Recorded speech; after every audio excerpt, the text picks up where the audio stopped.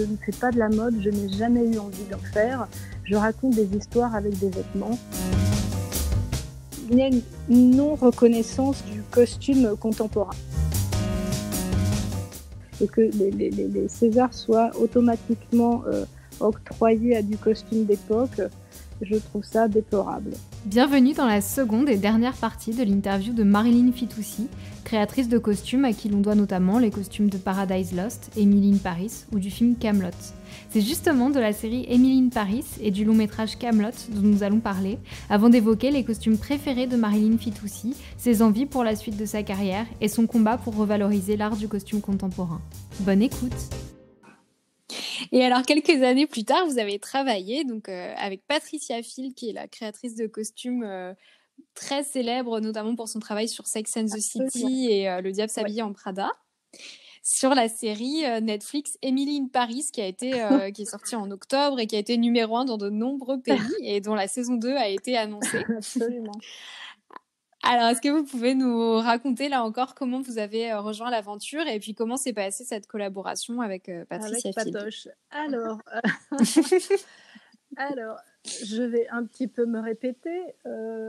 Par hasard, là, j'étais sur le tournage de Kaamelott. J'étais sur le tournage de Kaamelott, qui est effectivement le deuxième projet sur lequel j'ai adoré travailler. Et j'avais tout un étage qui était consacré à divers ateliers parce que j'ai fabriqué énormément. Et un jour, une personne, tout est encore très confidentiel puisque le film n'est pas sorti, j'ai un contrat de confidentialité qui est gros comme la Bible. Donc, une personne que je nommerais Philippine passe me rendre visite. J'étais en pleine fabrication de 2 décors délirants. Je travaillais beaucoup avec une designer textile hollandaise aussi parce que je voulais que les tissus ne ressemblent pas à des tissus existants. Donc cette Philippine passe, regarde, complètement fascinée, subjuguée. Elle ne me dit rien, sauf félicitations, c'est magnifique, c'est merveilleux.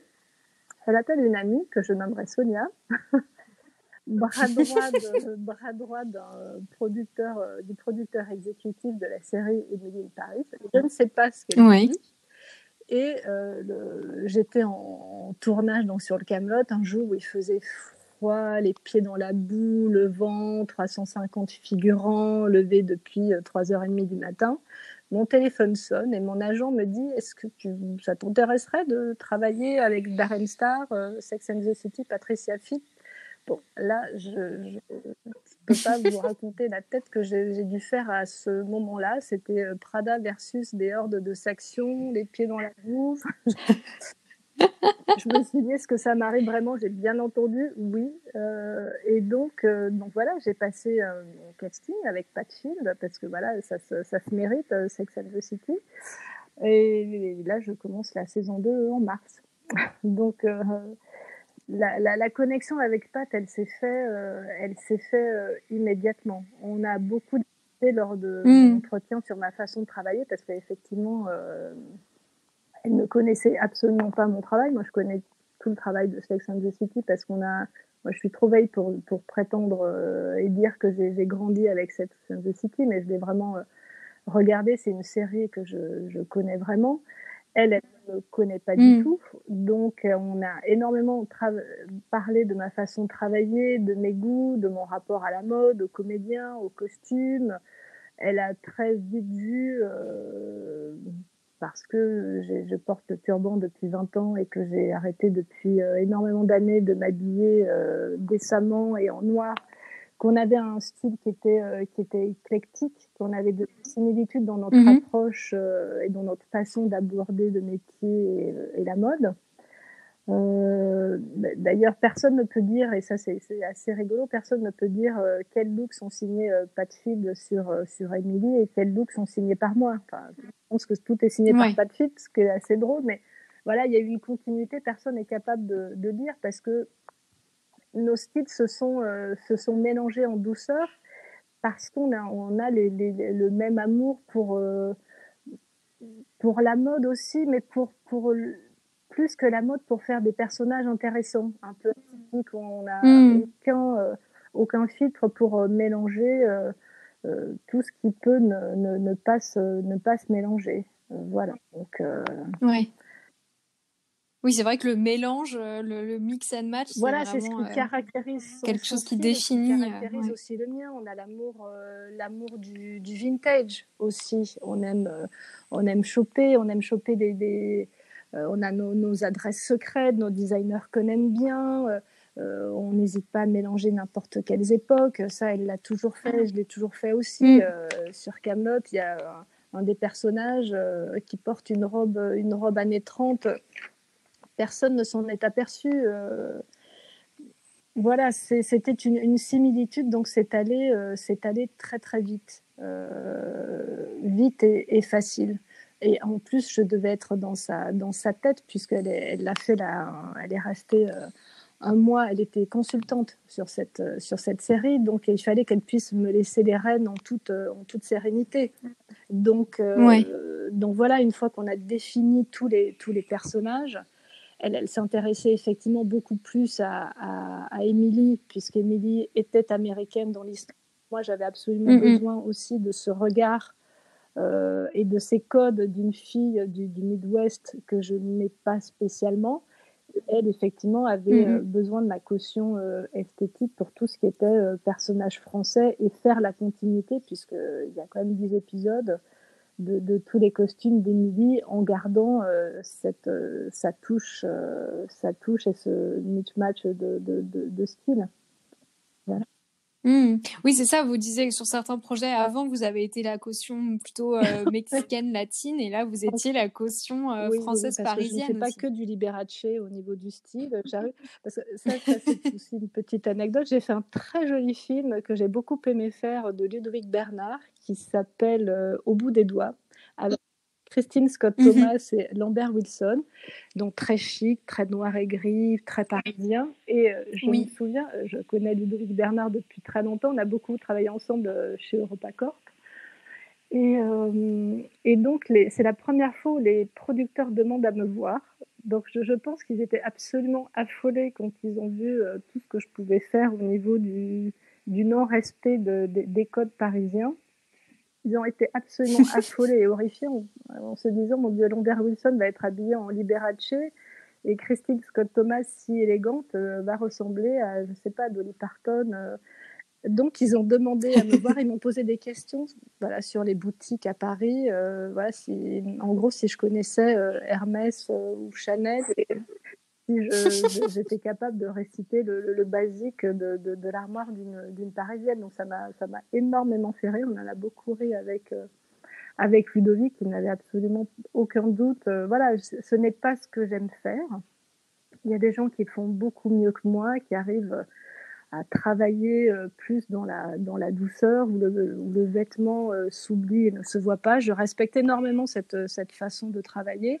Ce n'est pas la mienne, ce n'est pas mon esthétique. Les deux se respectent et il n'y a pas une façon de travailler. Donc voilà, j'étais faite pour cette série. Bah, c'est très réussi quand même. C'était un grand plaisir de voir tous ces costumes. Et c'est le jeu. Oui, il y a beaucoup de débats. D'ailleurs, moi, j'ai noté une petite question, parce que dans les nombreux débats qu'a suscité la série, il y a le débat du béret. Et j'ai vu que vous aviez partagé, ça m'a fait rire sur votre compte Instagram, parce que donc il y a plein de gens qui disent mais jamais à Paris on a vu quelqu'un avec un béret. Et justement, vous avez partagé une petite vidéo très convaincante avec plein de Parisiens qui arpentent la ville avec ce fameux béret. Alors je me demandais quelle est votre conclusion sur ce sujet très sensible. Et capital, on l'aura bien compris. Oui, et capital. J'adore toujours les généralités. La femme française ne porte jamais, les Parisiens ne portent jamais, les Français ne font jamais. Tout ça m'amuse et me désespère à la fois. Moi, je n'habite plus en France depuis longtemps, mais je suis quand même, j'ai été française et parisienne pendant 15 ans. Voilà, je suis là parisienne parce que je suis en train de préparer un nouveau projet, mais j'adhère, je comprends les codes, mais je suis aussi parisienne, je représente aussi Paris et je ne m'habille pas comme Inès de la Fressange. Voilà, donc ce débat sur ça se fait. Et avec Émilie Paris, on n'a jamais voulu faire quelque chose à la mode. On ne fait pas de la mode, on fait du personnage. Moi, on raconte une histoire. C'est un Paris qui n'est pas réaliste. Est-ce que Amélie Poulain était dans un Paris réaliste? Je n'en sais rien. Là, c'est la vision d'un réalisateur, c'est sa vision de Paris, c'est notre interprétation de personnages et de la mode. Ce n'est pas une mode. Donc, moi, je suis très sensible au chapeau parce que je suis amie depuis plus de 30 ans avec Philippe Molins-Martin, qui a fait sa carrière chez Gélo, Lanvin et chez Hermès. Donc, il m'a toujours sensibilisée. On s'est rencontrés quand je travaillais chez Angels. Il était là à ce moment-là, je l'ai rencontré, il m'a éduquée sur le chapeau, sur les proportions. Donc, j'aime les chapeaux, j'aime les turbans, j'aime les bérets. Voilà, Émilie in Paris, le béret était dû à deux choses.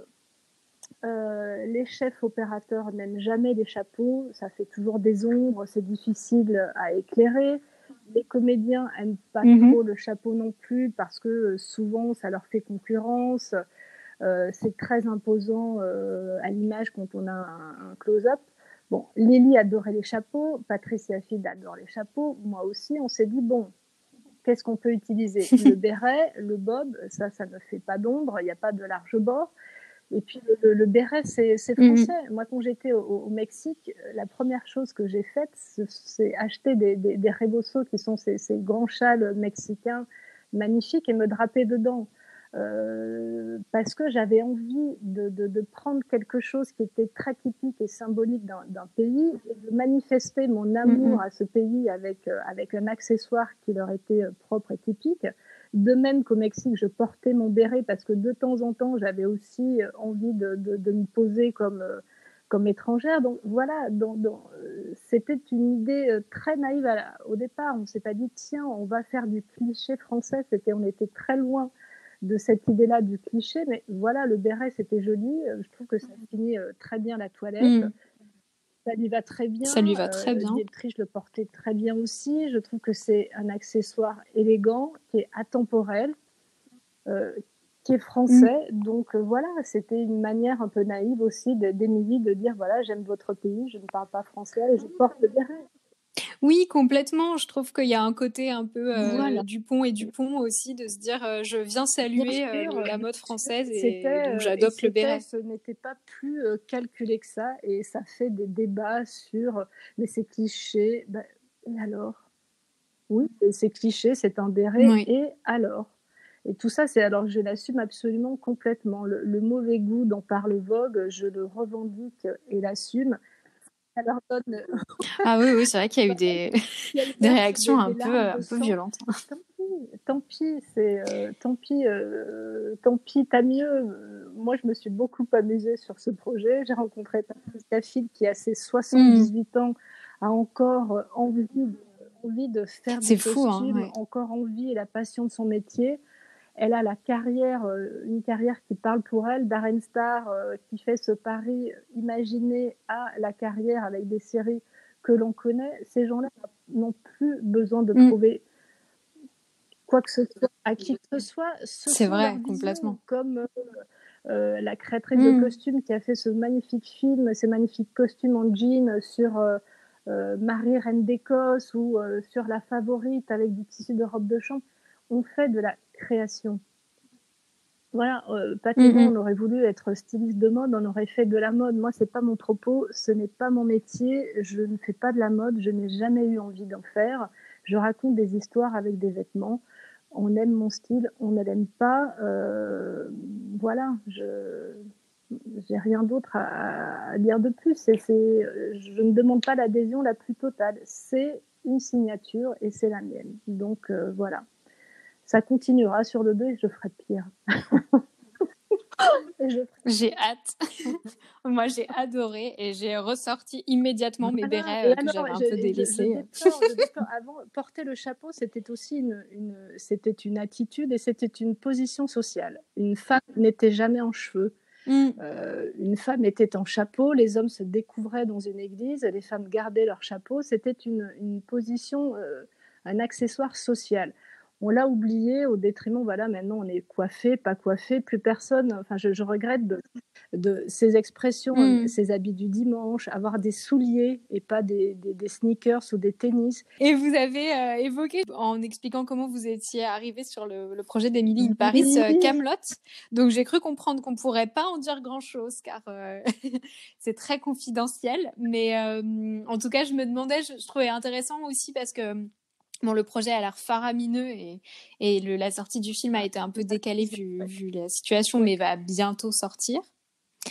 Et je trouvais ça intéressant aussi bon, je sais pas ce que vous pourrez en dire, mais en tout cas de travailler sur un projet qui a d'abord été une série télé culte avec, j'ai vu 469 épisodes, et comment on travaillait la transition d'une série télévisée à un long métrage qui est destiné au grand écran quand le grand écran sera à nouveau J'espère qu'il sera disponible très vite. Et c'est vrai qu'on était tous très très déçus de la non-sortie de Kaamelott, qu'on comprend tous pour des raisons évidentes, mais c'est vrai que c'était le genre de film qu'on avait, enfin moi que j'avais aussi envie de voir après Emily in Paris. Je pense qu'aussi le succès est dû. C'est une série qui est légère, qui est superficielle, c'est une bulle de champagne, c'est coloré, c'est ce dont on avait envie de voir, de ne pas se prendre la tête quand on arrive du travail avec le masque, avec notre laissez-passer. C'était léger, ah oui, le timing était parfait. Kaamelott, voilà, l'arrivée de l'automne. J'aurais aimé ça aussi parce que c'était une autre facette de ce que je pouvais faire et ce que je savais faire,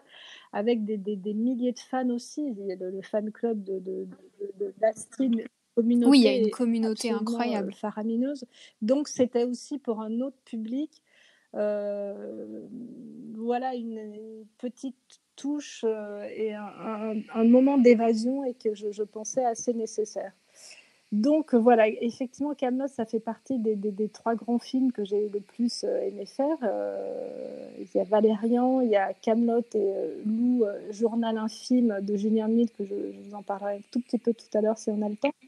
Et Kaamelott, moi, c'est très rigolo parce que j'ai vécu donc 13 ans au Mexique, et c'était cette période où Kaamelott était partait se diffuser sur diffusé M6, à la et télé. moi j'ai échappé à toute cette ferveur, cette série. Je ne la connaissais pas en fait. J'avais vu quelques épisodes, je rentrais chez mes parents à Noël, je voyais mes frères ricaner devant Kaamelott, mais je lui ai prêté vraiment un œil très très distrait. Donc voilà, c'est à la base, on se dit que Astier confie son film à l'unique personne qui ne connaît absolument pas sa série. Je suis désolée pour tout. Oui, c'est un casting audacieux. Je ne sais pas si cela a fait pencher la balance en ma faveur, ce regard neuf détaché sur cette folie du culte Kaamelott, mais je ne la connaissais absolument pas. Donc j'avais effectivement un regard neuf, et il ne m'a absolument jamais demandé de regarder la série. Il m'a juste donné des indications sur les derniers épisodes qui étaient beaucoup plus noirs, qu'il avait tourné à Cinecittà en Italie, qui étaient beaucoup plus cinématographiques. Il m'a dit c'est vers ça vers lequel je veux me diriger. Il n'a jamais fait une interrogation écrite sur les personnages, sur quoi que ce soit. Donc moi, ce que j'ai voulu faire, parce que je trouvais le travail précédent qui était d'Anne-Gaëlle Daval, il faut quand même la citer, moi je trouvais ça formidable, parce que après j'ai effectivement regardé quelques épisodes. Je trouvais ça formidable parce que les personnages étaient très écrits, la folie était là, les manies, tout était inventé. Elle avait fait un travail de dingue avec un budget qui était télé et qui était ridicule. Et elle a posé tous ces personnages. Si ça a été aussi culte, ce travail-là, ce n'est pas moi qui l'ai fait. Moi, je récupérais quelque chose qui était culte. Donc, je le vois aussi quand même beaucoup. Moi, j'ai repris le flambeau de quelque chose qui avait extraordinairement bien marché. Donc, quand j'ai passé mon entretien au café de la gare de Valence, avec Astier, voilà, il était curieux de tout, du côté technique, de comment j'allais parce que j'avais quand même, il m'avait envoyé le scénario dont j'avais visualisé. Et là, je me suis dit, soit tu proposes des choses étonnantes, soit tu ne proposes pas de la demi-mesure. Donc, il avait fait un très joli dossier, et il était très curieux de tout, techniquement, de tout ce qu'on pouvait faire, de toutes les possibilités qu'on pouvait faire au niveau de la création et de la fabrication. Et je sais pas, il m'a laissé une liberté et une confiance totale. Il a eu cette phrase qui aurait pu me paralyser, mais qui m'a fait avancer. Et il m'a dit, tu sais, si j'écris, il porte une veste bleue, c'est pas nécessairement ce que j'écris qui est intéressant, c'est ce que je n'écris pas. Bon, effectivement. Ça ouvre un champ des Et il possibles. me dit, ce que je veux, c'est une sensation. Il dit, comment tu fais le truc, je m'en fous, c'est pas mon métier, j'ai pas le temps. Je veux qu'à la fin, le costume me provoque telle ou telle sensation. Donc, on a fait, c'était génial parce qu'on est parti avec en amont de la préparation sur les terres d'Astier en terrain lyonnais. Et donc, j'ai participé à ce qu'on appelle les repérages. Donc, j'ai vu les décors, j'écoutais ses intentions au niveau du décor. Et voir des décors, ça ouvre un monde imaginaire sur ce qu'on va faire, de voir la grandeur de certains décors, d'autres décors qui allaient être fabriqués. Donc tout ça, c'était assez magique d'assister à toutes ces séances de travail. Il nous a énormément parlé, énormément montré de références de films qu'il touchait. Ça pouvait être un film de Clint Eastwood parce qu'il y avait un arc dramatique. Donc on a eu ce travail où on a appris vraiment à se connaître, et après je n'ai pas la prétention de dire que j'étais dans sa tête, mais tout a été, je n'ai jamais douté, alors que je suis quelqu'un je travaille énormément mais qui doute aussi beaucoup. Sur ce film-là, je n'ai jamais douté. Donc les sensations, ce qu'il voulait à l'arrivée, je les comprenais, donc je me suis complètement immergée dans son univers, dans sa tête. Il n'a pas regardé une seule photo d'essayage, tant la confiance était... Ah oui. Et voilà. Et moi, j'étais très peu sur le plateau parce que, comme je vous disais, je fabriquais énormément. Et souvent, Florence Camon, qui était la chef costumière du projet, qui était toujours sur le plateau, me passait Alex qui disait, bon, faudra dire à Madame Fitoussi qu'elle arrête de boire, parce que là, franchement, c'est pas possible ce qu'elle me serve. Donc, on dit, mais elle ne boit pas. Bon, si elle ne boit pas, c'est qu'elle est folle. Donc, il faut qu'elle arrête. Et il y a certains personnages, voilà, je peux juste dire, il y a un personnage qui est fait tout en plastique et qu'il a adoré et qui est aussi partout. Et j'ai aussi reçu un coup de fil du monteur qui me dit, non, mais là, il faut arrêter de faire le personnage en plastique parce qu'il le met partout. Voilà, et on a des soucis de montage. Comme quoi, parfois, c'est le plus extravagant qui retient le plus. Je lui parlais de certains concepts. Je lui dis qu'est-ce qui ne se faisait absolument pas au Moyen-Âge en matière, en termes de tissu, de matière. Et il m'a regardé et me dit, c'est ce qu'on aime. J'ai dit, c'est ce qu'on va faire. Mais il me dit, allons-y. Donc voilà, ça c'est tout. Et il y a eu cette rencontre aussi avec Sting, parce que ça je peux en parler puisqu'on le voit dans son teaser, on voit Sting et il en parle. Et ça, voilà, ça c'était mon petit moment girly, parce qu'effectivement j'ai grandi avec le groupe Police et ma chef costumière de même. Et voilà, on a tous annonné Roxane quand on était jeunes, et moi j'étais folle amoureuse du batteur Stewart Copeland de Police. Et là, essayage prévu de Sting un samedi après-midi dans des studios cachés dans une région lyonnaise. Et on regarde la voiture arriver et on se regarde, on se dit, mais là quand même, on va habiller Sting, qui était quand même notre amour pour Florence. Elle préférait Sting et moi Stewart Copeland. Et on a quand même rigolé en se disant, le pauvre, quand il va voir ce qu'on va lui mettre sur le dos, ça va, il va pas être déçu. Il va pas être déçu du voyage. Elle a pris tout ça avec beaucoup de détachement, beaucoup d'humour. s'est retrouvé lui sur ce projet parce que un de ses guitaristes habite en France et le fils du guitariste était fan de Kaamelott et a dit à son père de dire à Sting que franchement il devrait accepter ce projet alors qu'il ne le connaissait pas. Voilà, c'est drôle, oui, c'est ça, pour lui, ça ne devait pas lui parler. Mais c'est un projet qui était comme Valérian, pas le même budget évidemment, mais avec énormément de gens à la fabrication, énormément de choses qu'on a rêvé, innové. Moi, je me suis retrouvée plusieurs fois à dormir dans les ateliers de fabrication parce que voilà, j'avais envie le matin d'ouvrir les yeux en voyant le mannequin sur lequel le vêtement était en train de se faire et de pouvoir changer. Voilà, un dimanche soir, j'ai quand même changé le costume pour le lendemain parce qu'il y avait quelque chose qui n'allait pas. Donc, on a fait une équipe de filles et le lendemain, j'étais contente. Mais...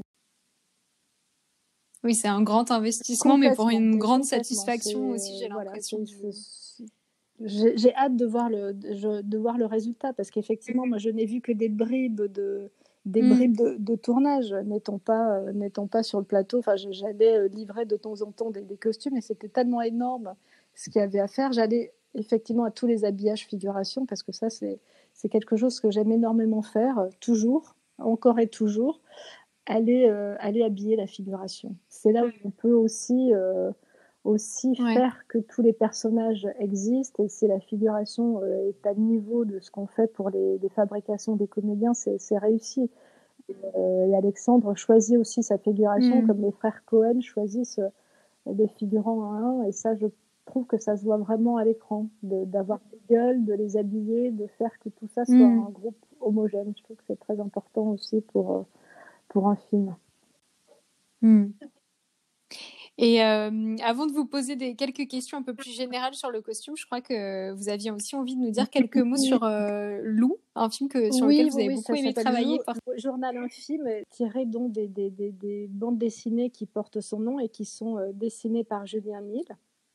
Et là, Olivier était aussi créateur de costumes, mais il m'a complètement laissé la bride sur ses personnages. Et là, ça a été aussi une expérience magique parce que on était une petite équipe, on tournait au studio d'Épinay.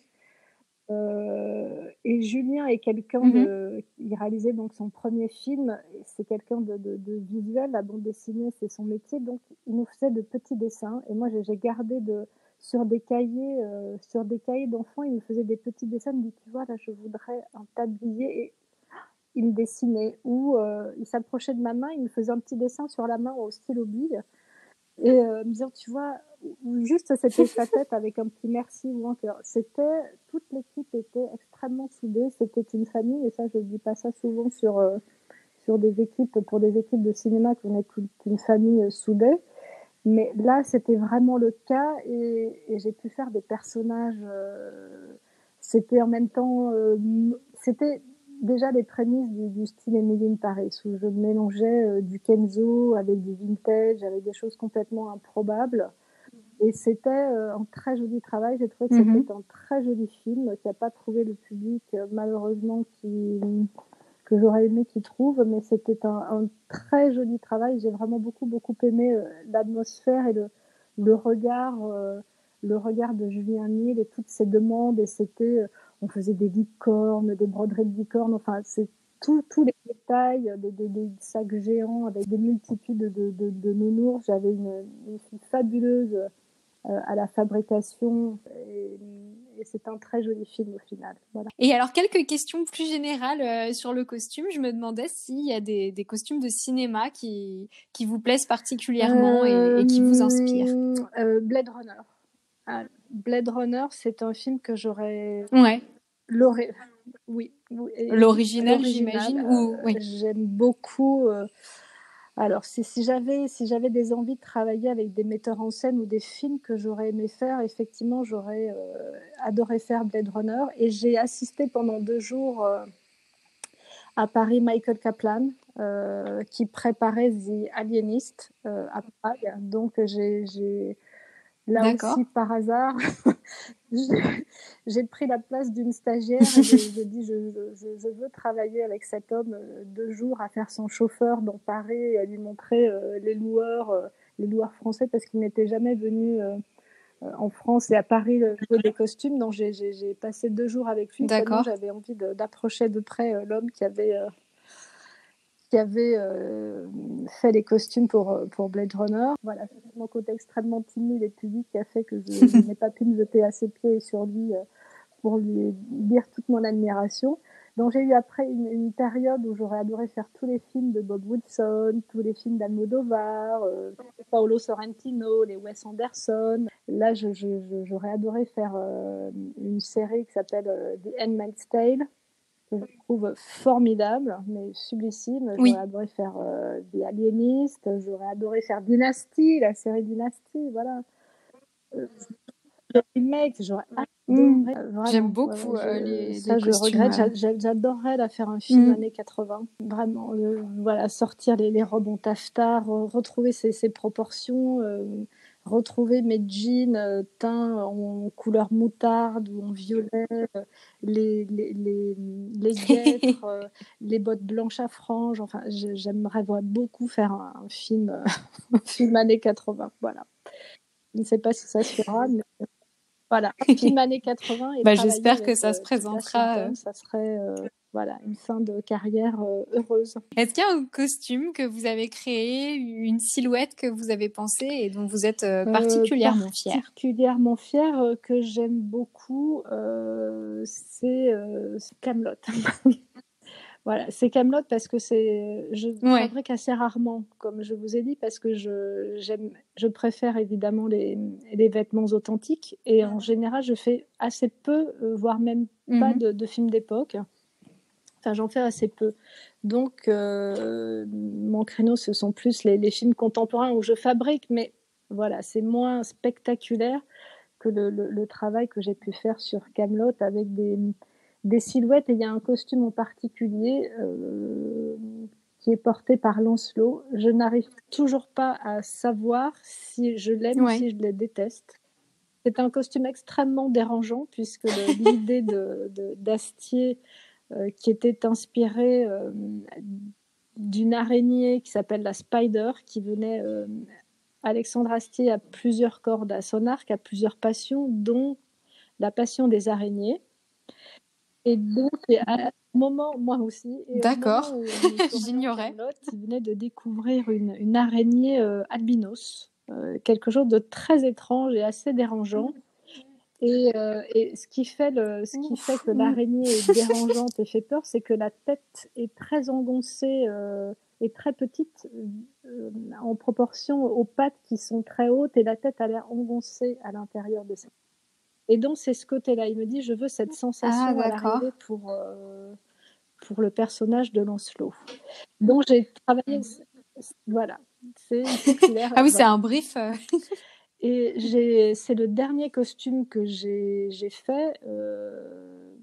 Je n'y arrivais pas. J'ai énormément fait de croquis. Le temps passait. J'arrivais pas à trouver cette sensation de malaise. C'était pas suffisant. J'ai finalement réussi à faire ce costume, à en lancer la fabrication. Ça m'a quand même tenu éveillée certaines nuits. Et au final, je l'ai amené chez cette designer textile hollandaise qui était enceinte à ce moment-là, qui devait faire une sérigraphie dessus. Elle me dit je n'aime pas ce costume, il va me faire accoucher, il me dérange, et c'est atroce, je n'aime pas la sensation qu'il me procure. Donc là, je me suis dit, donc c'est très, ça doit être réussi, donc. Mais je n'arrive pas moi-même. Ce costume me fascine, entre guillemets, parce que je n'arrive pas à me dire si je l'aime ou si je le déteste. Je ne sais pas. Donc j'attends effectivement que le film sorte pour pouvoir lire tous les blogs et toutes les vidéos YouTube. Et voilà, je ne sais pas. J'aimerais bien avoir l'avis d'autres créateurs de costumes, voir si ça leur est arrivé de reconnaître la paternité d'un costume et voilà, de ne pas savoir si on l'aime ou si on le déteste. Il me provoque quelque chose, ça c'est évident, mais je ne sais pas quoi. Et qu'est-ce qui vous plaît le plus dans votre métier ? Toute la créativité. Je pense que c'est d'arriver à trouver des projets qui me correspondent. C'est-à-dire que c'est maintenant, voilà, j'ai quand même 25 ans d'expérience, donc j'ai un peu le luxe d'avoir des projets qui me correspondent. J'ai dû faire des projets parce que voilà, on a tous des vies et il faut aussi apprendre et faire des projets qu'on aime plus ou moins faire. Là, j'ai un peu, avec mon grand âge, le luxe de pouvoir choisir des projets. Donc ça, c'est vraiment parce que j'aime l'univers du réalisateur ou parce que je sais que je peux avoir carte blanche ou je sais que je vais pouvoir être créative sans limitation, que ce soit dans du contemporain, du film d'époque, que ce soit avec un réalisateur connu ou pas reconnu, ça n'importe peu. C'est juste cette connivence où on arrive à mettre en 3D, en vêtements, ce que quelqu'un a dans la tête, ce que quelqu'un a imaginé. Et ça, c'est toujours des moments d'émotion intense. J'avais eu une très jolie expérience à Mexico avec une actrice qui s'appelle Monica Huarte et qui a toujours fait des rôles où c'est toujours Ugly Betty. C'est toujours la fille d'à côté, elle est toujours un peu moche, c'est la copine moche mais rigolote, toujours un peu mal habillée. Et j'avais fait beaucoup de pubs avec elle dont je la connaissais et j'ai fait un film où elle était le rôle principal pour la première fois de sa vie et où elle devait être belle.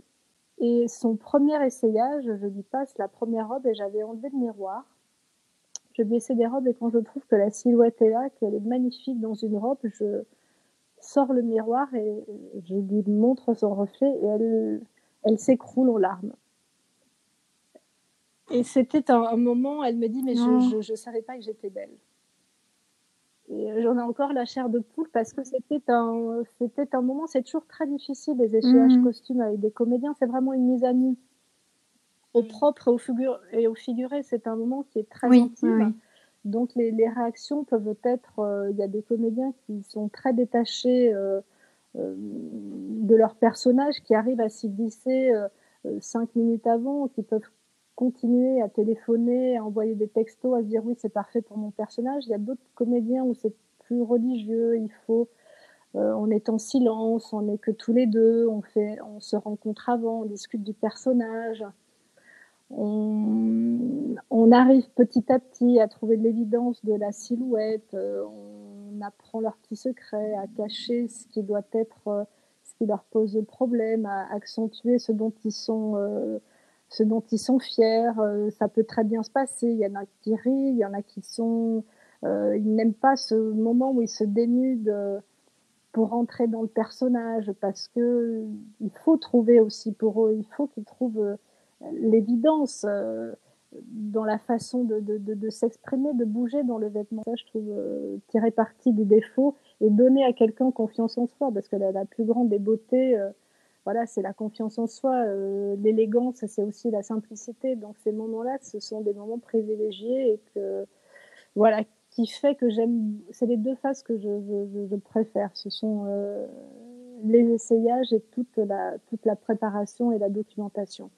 Le plateau, après, ça ne m'appartient plus. Je veux dire, après, ça appartient à un metteur en scène. Après, il joue avec ses comédiens. C'est leur moment intime à eux. Moi, c'est que le travail a été fait en amont. Donc, après, je laisse vivre. J'amène, j'accompagne. Mais je suis là pour rectifier avec un décor, avec une lumière jusqu'au dernier moment. Mais après, ça ne m'appartient plus. Il faut laisser le bébé. Et ma dernière question, mais vous y avez déjà répondu en partie, c'est est-ce qu'il y a un type de projet sur lequel vous aimeriez particulièrement travailler? Donc, je crois que vous avez une grande envie d'années 80. Que le costume contemporain soit beaucoup plus reconnu. J'ai été très agréablement surpris quand une très bonne copine à moi, Isabelle Panetier, a été nominée au César pour 120 battements par minute. On en a beaucoup discuté. Il y a une non-reconnaissance du costume contemporain. tout le monde va s'habiller. L'acte de s'habiller, d'aller acheter des vêtements, c'est quelque chose d'anodin.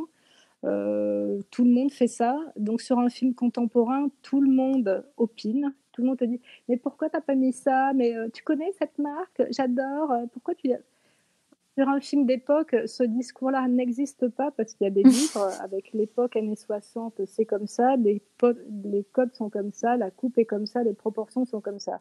Sur un film contemporain, tout le monde a des conseils à vous donner, tout le monde sait mieux que vous. Donc, c'est considéré un petit peu comme un art mineur, faire du costume contemporain. Alors que le travail qui avait été effectué par Elisabeth Panettiere sur 120 battements par minute, ce n'est pas n'importe quel t-shirt, ce n'est pas n'importe quel jean. On ne va pas dans un magasin, on n'achète pas 36 t-shirts chez H&M blanc. Non, on choisit le t-shirt blanc parce que la démarche est la même dans du contemporain.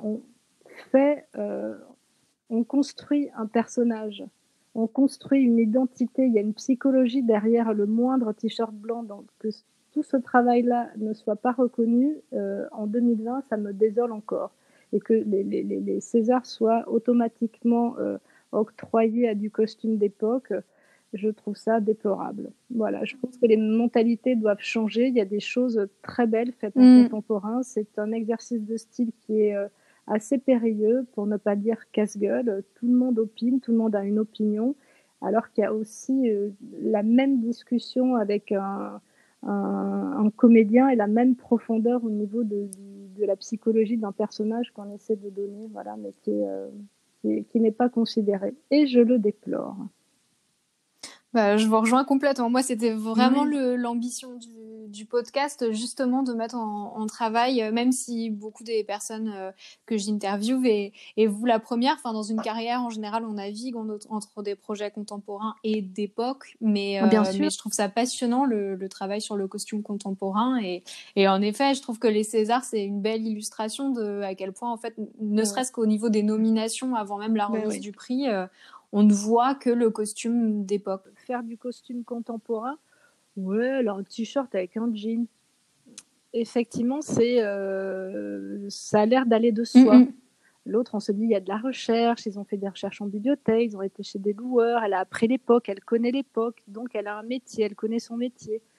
Avoir des bonnes adresses à Paris, et je peux vous en parler, avoir les bonnes adresses à Paris de qui va pouvoir réparer le sac à main Hermès, du bon artisan, c'est du créateur qui va juste avoir la veste parfaite pour le personnage d'Émilie quand elle sort en boîte de nuit, c'est aussi extrêmement important.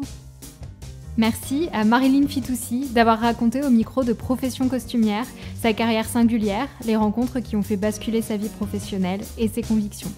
Si vous aimez Profession Costumière, n'hésitez pas à en parler autour de vous et à suivre l'émission sur Instagram, @professioncostumière, pour y retrouver notamment des images des costumes évoqués dans cet épisode et dans les précédents. À bientôt pour un prochain épisode.